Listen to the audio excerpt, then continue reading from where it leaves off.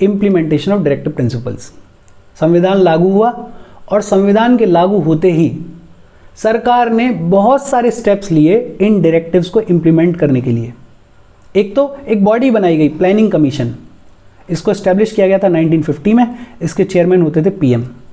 इस बॉडी का काम ही ये था कि ऐसे प्लान्स, ऐसी पॉलिसीज़ बनाना जो कि कंट्री के इकोनॉमिक डेवलपमेंट के लिए, सोशल डेवलपमेंट के लिए ज़रूरी हैं। और जब प्लान्स और पॉलिसीज़ बनाए जाएंगे तो इन डायरेक्टिव्स को ध्यान में रखा जाएगा। प्लानिंग कमीशन जाना जाता था अपने 5 ईयर प्लान्स के लिए। 5 ईयर प्लान्स, इसके बारे में आपने सुना होगा, पढ़ा होगा। 5 ईयर प्लान्स बनाए जाते थे for the countries economic development. Planning commission सरकार की सेंट्रल प्लानिंग बॉडी थी जो कि वेरियस डिपार्टमेंट्स के साथ में कोऑर्डिनेट करती थी और इकोनॉमिक और सोशल डेवलपमेंट के लिए पॉलिसीज़ बनाती थी, प्लान्स बनाती थी। लेकिन over the period of time planning commission के ऊपर सवाल उठने लगे। एक सबसे बड़ा क्रिटिसिज्म तो इसका ये था कि बड़ी सेंट्रलाइज्ड प्लानिंग है। पेरी फेरी पे जो गांव खेड़े हैं उनको ध्यान में रख के प्लानिंग नहीं की जाती है। दूसरा, कुछ लोग ये आर्ग्यू करते थे कि बॉडी स्टैग्नेंट हो गई है, जितनी उम्मीद थी उतना काम नहीं कर पाई है। तीसरा, करप्शन का भी इश्यू।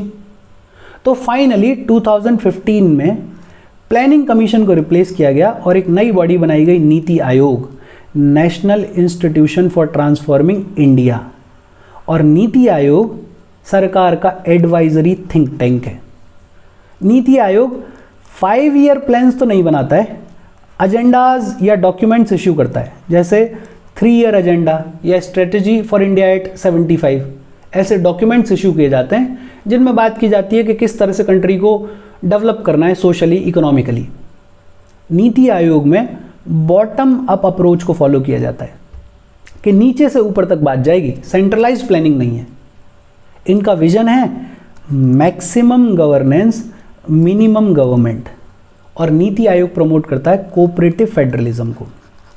तो पहली बात तो ये कि हमेशा से ही एक बॉडी है जो कि ऐसे प्लान्स, ऐसे पॉलिसीज़ बना रहा है जो कि कंट्री के इकोनॉमिक और सोशल डेवलपमेंट के लिए ज़रूरी है, और इन प्लान्स और पॉलिसीज़ को बनाते हुए डायरेक्टिव्स को ध्यान में रखा जा रहा है। पहले प्लानिंग कमीशन होता था और अब नीति आयोग है। इसके अलावा 1950 जैसे ही कॉन्स्टिट्यूशन लागू हुआ तो लैंड रिफॉर्म्स की बातचीत होने लगी। इस पर अपन ने खूब बात की है। नेहरू प्राइम मिनिस्टर बने, सोशलिस्ट लीडर थे, पिछड़े हुए ग्रुप के लिए, वंचित ग्रुप्स के लिए पॉलिसीज़, उनको आगे लाने के लिए, उनको बराबर लाने के लिए लॉज, पॉलिसीज़ की बात हो रही थी। और इसी के चलते बात हुई लैंड रिफॉर्म्स की। इन लैंड रिफॉर्म्स का बैकग्राउंड लाई करता है ब्रिटिश इंडिया में। ब्रिटिश इंडिया के टाइम पे बड़े बड़े जमींदार बने, ऐसे ऐसे जमींदार जिनके पास 1000-1000, 2-2000 बीघा ज़मीन है। ऐसे देश में जहाँ बहुत सारे पीजेंट्स ऐसे हैं जिनके पास अपनी कोई ज़मीन नहीं है, लैंडलेस हैं, है भी तो आधा बीघा, 1 बीघा ज़मीन है। वहाँ पे 1000-1000, 2-2000 बीघा के ज़मींदार होना, concentration of wealth, concentration of land, ये डीपीएसपीस का वायलेशन था। तो लैंड रिफॉर्म्स की बातचीत हुई और इन लैंड रिफॉर्म्स के तहत अबॉलिशन ऑफ इंटरमीडियरीज की बात की गई। जमींदारी को अबॉलिश करने की बात की गई। जमींदार के जो भी नाम हुआ करते थे कंट्री के अलग अलग हिस्सों में, जैसे कहीं इनको जागीरदार बुलाया जा रहा है, कहीं इनामदार बुलाया जा रहा है, इसको अबॉलिश करने की बात हुई, जमींदारी को अबॉलिश करने के लिए। दूसरा, टेनेंसी रिफॉर्म्स लाए गए। होता क्या था कि बड़ा जमींदार खुद तो एग्रीकल्चर करता नहीं था, अपनी ज़मीन को किसी पीजेंट को दे देता था, बदले में या तो रेंट ले रहा है या उसकी फसल से कुछ हिस्सा ले रहा है, और ऐसे कल्टीवेशन होता था। आज भी ये चलता है गांव खेड़ों में। लेकिन प्रॉब्लम था इसमें ये कि ये जो बड़ा जमींदार है इस छोटे पीजेंट को एक्सप्लॉइट करता था, सप्रेस करता था। जब मन आया तब धक्के मार के बाहर निकाल दिया, मन आया तो बहुत अनरीजनेबल रेंट चार्ज कर लिया। तो टेनेंसी रिफॉर्म्स लाए गए, बात की गई सिक्योरिटी ऑफ टेन्योर की, फेयर रेंट्स के बारे में। सरकार ने लैंड होल्डिंग्स पे सीलिंग्स लगाई। फॉर एग्जाम्पल, किसी स्टेट में ये कहा गया कि एक फैमिली के पास में मैक्सिमम 30 बीघा ज़मीन हो सकती है, इससे ज़्यादा नहीं। 30 या उससे कम है तो कोई दिक्कत नहीं है, अगर इससे ज़्यादा ज़मीन है तो सरप्लस लैंड को सरकार ले लेगी और इस सरप्लस लैंड को सरकार डिस्ट्रीब्यूट कर देगी लैंडलेस लेबरर्स के बीच में। और फिर कोऑपरेटिव फार्मिंग को प्रमोट किया गया। हमारे एग्रीकल्चर की एक सबसे बड़ी समस्या है small land holdings. Small land holdings की वजह से क्या होता है, लोगों के पास में आधा बीघा खेत है, 1 बीघा खेत है, और इसकी वजह से ये होता है कि मॉडर्नाइजेशन ऑफ एग्रीकल्चर नहीं हो पाता। ये मॉडर्नाइजेशन के रास्ते में, एग्रीकल्चर के मॉडर्नाइजेशन के रास्ते में बहुत बड़ा प्रॉब्लम है। क्यों? क्योंकि जिस आदमी के पास में 1 बीघा खेत है वो इसके लिए कोई बढ़िया ट्यूबवेल नहीं लगवाएगा, वो इसके लिए कोई बढ़िया ट्रैक्टर नहीं लेगा, वो इसके लिए कोई बढ़िया सीड्स यूज़ नहीं करेगा। उसके लिए सारा सर्वाइवल का खेल है कि किसी भी तरीके से पेट भरने लायक फसल हो जाए। यहाँ मॉडर्नाइजेशन पॉसिबल नहीं है, तो कोऑपरेटिव फार्मिंग का कॉन्सेप्ट लाया गया कि छोटे छोटे 10, 15, 20 किसान मिलके एक साथ अपनी लैंड को कल्टीवेट कर रहे हैं। अब इनके पास लंबी चौड़ी ज़मीन हो गई 10-15 किसानों के पास में। अब ये लोग एक कोई कॉमन ट्रैक्टर खरीद लेंगे, कोई एक कॉमन ट्यूबवेल लगा लेंगे, ये बढ़िया पाइप डाल देंगे ड्रिप या स्प्रिंकलर इरिगेशन के, और फिर कल्टीवेशन करेंगे, और फिर जब प्रॉफिट आएगा तो उसको अकॉर्डिंगली डिवाइड कर लिया जाएगा। कोऑपरेटिव फार्मिंग बहुत अच्छा कॉन्सेप्ट है। इसमें एक समस्या आती है कि कभी कोई छोटा पीजेंट बड़े किसान के साथ में फंस जाए तो ये बड़ा किसान उसको एक्सप्लॉइट करता है, वहाँ दिक्कत आती है। अदरवाइज कोऑपरेटिव फार्मिंग बहुत अच्छा कॉन्सेप्ट है। लैंड रिफॉर्म्स लाए गए। इसके बाद लेबर के लिए, उनके इंटरेस्ट को प्रोटेक्ट करने के लिए लॉज लाए गए, जैसे मिनिमम वेजेस एक्ट ऑफ 1948। एक तो ये कहा गया कि कोई भी इंसान अगर काम कर रहा है तो उसको मिनिमम रेट्स तो मिलनी चाहिए। लिविंग वेजेस को सिक्योर करने की कोशिश की गई। अपन ने बात की हुई है, एक होता है लिविंग वेज, एक होता है मिनिमम वेज, और इन दोनों के बीच में कहीं लाई करता है फेयर वेज। याद है तो अच्छी बात है, कमेंट करके बताओ, और नहीं है तो रिवाइज करो। मिनिमम वेजेस एक्ट में यह भी कहा गया कि भैया फिक्स्ड डेली वर्किंग आवर्स होने चाहिए। पहले क्या होता था, लेबर को एक्सप्लॉइट किया जा रहा था, 16 घंटे 20-20 घंटे काम करवाया जा रहा है, तो वर्किंग आवर्स को फिक्स किया गया। इसके अलावा 2020 में कोड ऑन वेजेस लाया गया, और इस कोड ऑन वेजेस में 4 पुराने लेबर लॉज को इकट्ठा कर दिया गया। कौन कौन से? Payment of wages act 1936, minimum wages act 1948 अभी पढ़ के आए अपन, payment of bonus act 1965, equal remuneration act 1976। इनको क्लब कर दिया गया कोड ऑन वेजेस 2020 में। अब ये कोड जो है वो लिविंग वेजेस की भी बात करता है, मिनिमम वेजेस की भी बात करता है, उनको टाइमली हर 5 साल में रिवाइज भी करता है, देखता है कि जो लेबर है उसको एडिक्वेट फैसिलिटीज़ मिल रही हैं या नहीं मिल रही हैं, एक्सप्लॉइट तो नहीं किया जा रहा है, उस सब की बात की गई है इसमें। इसके अलावा child labour prohibition and regulation act 1986, इसके बारे में अपन ने पढ़ा हुआ है। इसको रीनेम किया गया और अब इसको जाना जाता है child and adolescent labour prohibition and regulation act 1986। इसको नाम बदला गया 2016 में। और अब तो ये कह दिया गया इसमें कि 14 से कम उम्र वाले जितने भी बच्चे हैं उनको तो किसी भी कमर्शियल एंटरप्राइज में काम पे रखा ही नहीं जा सकता, पूरी तरह से बैन है। और जो बच्चे 14 से 18 के बीच में एडोलेसेंट्स हैं उनको हजार्डस इंडस्ट्रीज में नहीं रखा जा सकता। इसके अलावा और बहुत सारे कानून लाए गए जैसे bonded labour system abolition act 1976 वगैरह वगैरह। ये लेबर के इंटरेस्ट को प्रोटेक्ट करने के लिए किया गया। Maternity benefit act 1961 women workers के लिए, इक्वल रेम्यूनरेशन एक्ट 1976 कि कम से कम बराबर पे मिले, विमेंस के लिए लाए गए। इस मैटरनिटी बेनिफिट एक्ट 1961 को अमेंड किया गया 2017 में, और ये इंप्लीमेंट करता है आर्टिकल 42 की डीपीएसपी को, just and human conditions of work and maternity benefits, maternity relief. इसके अलावा ये बड़ा इंपॉर्टेंट है मैडम इंदिरा गांधी के कॉन्टेक्स्ट में।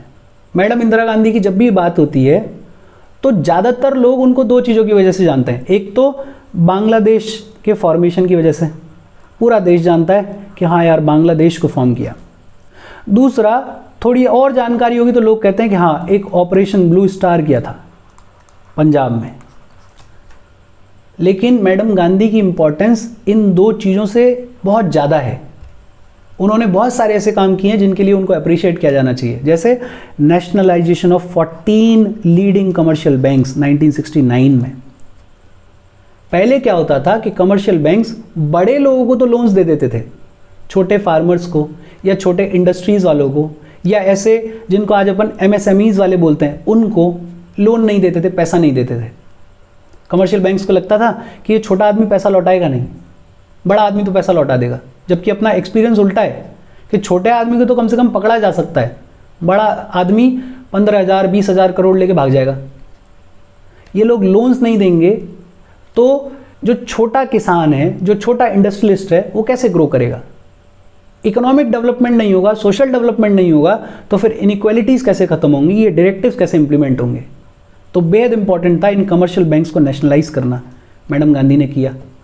अबॉलिशन ऑफ प्रीवी पर्सेस 1971 में किया गया। ये राजा महाराजा और उनके खानदान को सिर्फ इस बात का पैसा दिया जाता था और लाखों करोड़ों में कि वो हमारे देश का हिस्सा बने। चलो 1947 में दिया जाता था, वो समझ में आता है, लेकिन ये चल रहा है 1970 तक। बड़ा करेजियस लीडर चाहिए ये कहने के लिए कि हम इसको अबॉलिश कर रहे हैं, इसको ख़त्म कर रहे हैं। मैडम गांधी ने ये किया। इसके अलावा नेशनलाइजेशन ऑफ लाइफ इंश्योरेंस, ये हुआ 1956 में। लाइफ इंश्योरेंस के आदमी अगर चला भी जाए तो परिवार के लिए कुछ मिल जाए। नेशनलाइजेशन ऑफ जनरल इंश्योरेंस 1971 में किया गया। इसके अलावा लाया गया लीगल सर्विसेज अथॉरिटीज़ एक्ट 1987 और इसके थ्रू बात हुई free legal aid and advice की। ये लोग आप मुझे बता रहे हो कि किस DPSP को इम्प्लीमेंट करती है ये बात, free legal aid and advice. इसके थ्रू लीगल अवेयरनेस स्प्रेड करने की बात की गई। इसी के अंडर फॉर्म किया गया नालसा को 1995 में, और नालसा का काम ये होता है कि फ्री लीगल एड देनी है, लीगल अवेयरनेस देनी है। कोई भी आदमी अगर इकोनॉमिकली वीक है या किसी भी समस्या की वजह से उसको अगर लीगल एड नहीं मिल पा रही है तो नालसा देने का काम करता है। इसके अलावा लोक अदालत्स ऑर्गेनाइज की गई। Out of the court settlement के लिए कोर्ट के झंझट में क्यों पड़ना, इतने लंबे टाइम तक क्यों अटके रहना, क्यों इतना पैसा खर्च करना, उसके सॉल्यूशन के तौर पर लोक अदालत्स स्टैब्लिश की गई और इनको स्टैट्यूटरी फॉरम की तरह से स्टैब्लिश किया गया। इनको सिविल कोर्ट का दर्जा दिया गया। ये अगर कोई ऑर्डर इशू करती हैं तो वो एनफोर्सेबल है, बाइंडिंग है और उसके अगेंस्ट में कोई अपील नहीं है। लेकिन बहुत अच्छा सॉल्यूशन है गांव वगैरह छोटे शहरों में लोक अदालत्स। इसके बाद कॉटेज इंडस्ट्री को प्रमोट करने के लिए, जिसकी बात की गई आर्टिकल 43 में, गवर्नमेंट ने बहुत सारे बोर्ड्स इस्टेब्लिश किए, जैसे विलेज इंडस्ट्रीज बोर्ड, इसके बारे में तो सुना ही होगा, Khadi and village industries commission, all India handicraft board, silk board, coir board. और ये वेरियस बोर्ड्स कॉटेज इंडस्ट्रीज़ के लिए जो भी समस्या है, पैसे की है, मार्केटिंग की है, कैसी भी समस्या है, उसके लिए हेल्प करते हैं, समाधान करते हैं। फिर रूरल एरियाज़, बैकवर्ड एरियाज़ या फिर हिली एरियाज़ के डेवलपमेंट के लिए बहुत सारे योजनाएं लाई गई, बहुत सारे स्कीम्स लाए गए, पॉलिसीज़ लाए गए, जैसे community development programme of 1952, hill area development programme of 1960, drought prone area programme of 1973, integrated rural development programme of 1978।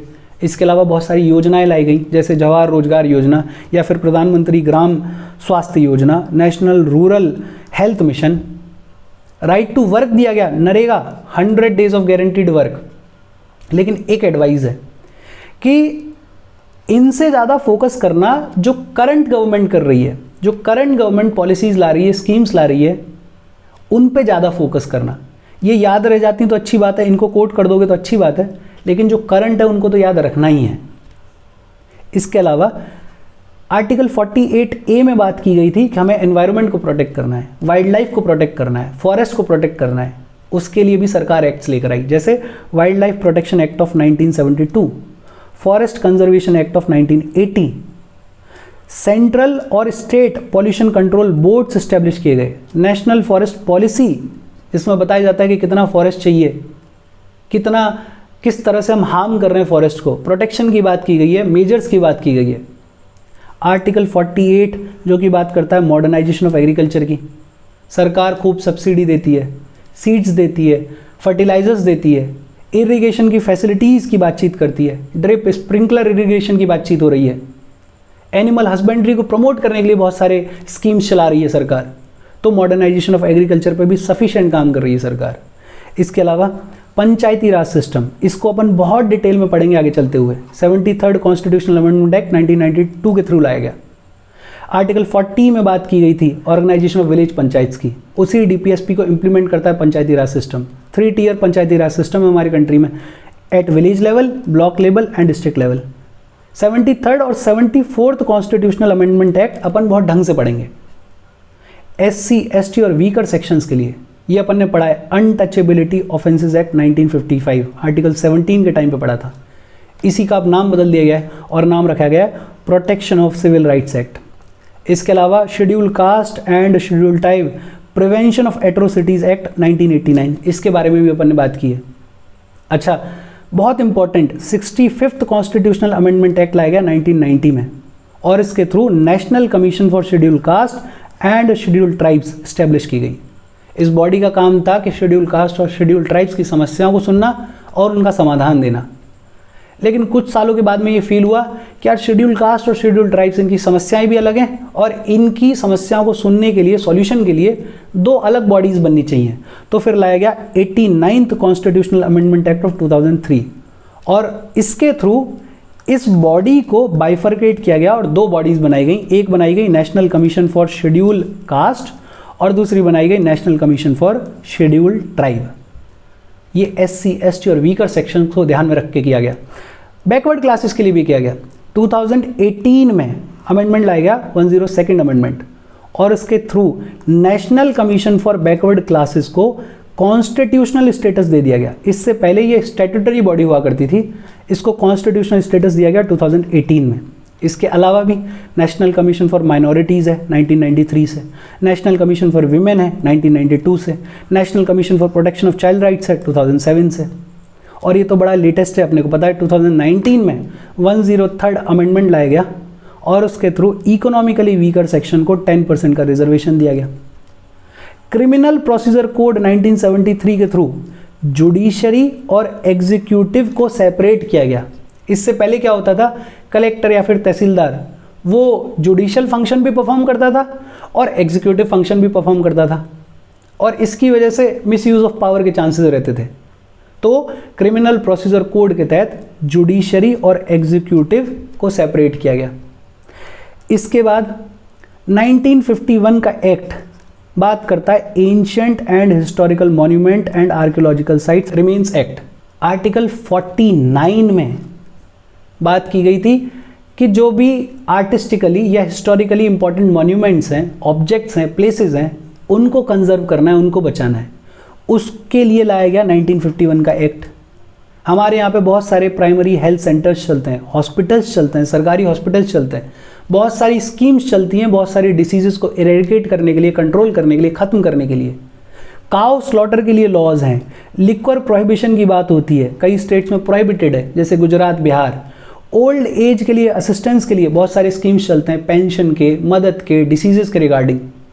तो सरकार ने खूब स्कीम्स बनाए हुए हैं इन डायरेक्टिव्स को इम्प्लीमेंट करने के लिए। बात आई अगर इंटरनेशनल पीस और सिक्योरिटी की, तो हमारे यहाँ पे name, non alignment movement, Panchsheel agreement जैसी चीज़ें चलती थी। तो सफिशेंट स्टेप्स ले रही है सरकार, लेकिन बहुत लंबा जाना है अभी हमें इन DPSPs को इम्प्लीमेंट करने के लिए। और इसके बाद इस चैप्टर का आखिरी टॉपिक अपने को पढ़ना है, directives outside part 4th। 3 articles की बात की गई है। आर्टिकल 335 जो कि टाइटल्ड है claims of SCs and STs to services, part 16। और इसमें क्या कहा गया है, the claims of the members of schedule caste and schedule tribes shall be taken into consideration consistently with the maintenance of efficiency of administration in the making of appointments to services and posts in connection with the affairs of the union or of the state। Basically article 16 अपन ने पढ़ा हुआ है और वहाँ बात की गई है कि प्रमोशंस में, अपॉइंटमेंट्स में रिजर्वेशन है।